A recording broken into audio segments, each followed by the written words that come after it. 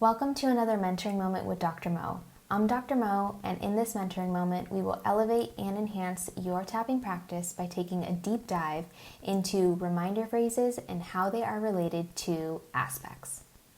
So, reminder phrases can be both general and they can be very, very specific. This depends on your intention and, of course, your client needs. But for this video, I will be discussing reminder phrases as they relate to once you have found a specific event and you are tapping on specific aspects within that specific event. Reminder phrases are very much meant to act as exposure to the stressful stimulus. And in this case, the stressful stimulus is the aspect. So when you have a specific event that you're working on and you have identified certain aspects that are supporting that event, the reminder phrase for your tapping rounds is the aspect that you are trying to collapse. When using reminder phrases for your tapping rounds, it's very important to use reminder phrases that are specific to just one aspect at a time. So this leads to the idea of clumping aspects versus single aspects. So what you give your fullest, most directed, most focused attention to clears the fastest. So if you clump a lot of aspects into your setup statement and into your reminder phrases, what you will find is that your client has nowhere to focus on. They really don't have an anchor. And so what this looks like clinically is that the SUD levels for your client might even shoot up higher than they started, or you might experience that those SUD levels don't change at all. And the reason why, the SUD levels could potentially skyrocket when they started at a lower level is because your client is tuning into a lot of different aspects at once, and that can be quite overwhelming for the nervous system. So you'll see a shooting up of those SUD levels, and that's not an accurate representation of what your client is experiencing for one aspect. It's a lot of aspects at once, okay?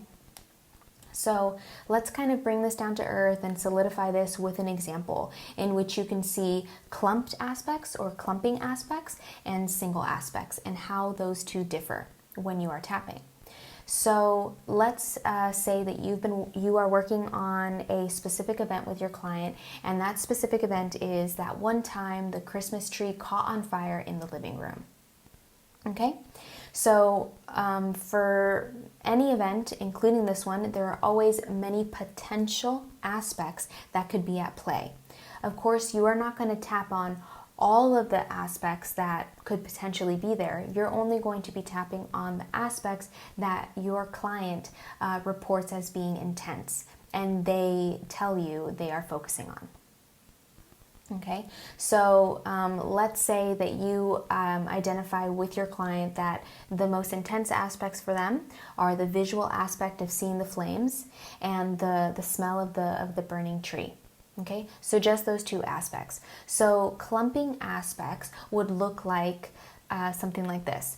Even though I smelled the burning tree and I saw the fire while everyone was running away, I'm okay right here and right now. And then your reminder phrases would be, I smelled the tree. I saw the flames. I smelled the tree and I saw the flames and everyone was running away. I smelled the tree and the flames, everyone was running away. You see how it's kind of like you're clumping a lot of different aspects. So your client is kind of going to be tuning into this huge event rather than tuning into one specific aspect or slice of that event. So as a way to remedy this, you want to direct your client's focus and just simply tap on one aspect at a time.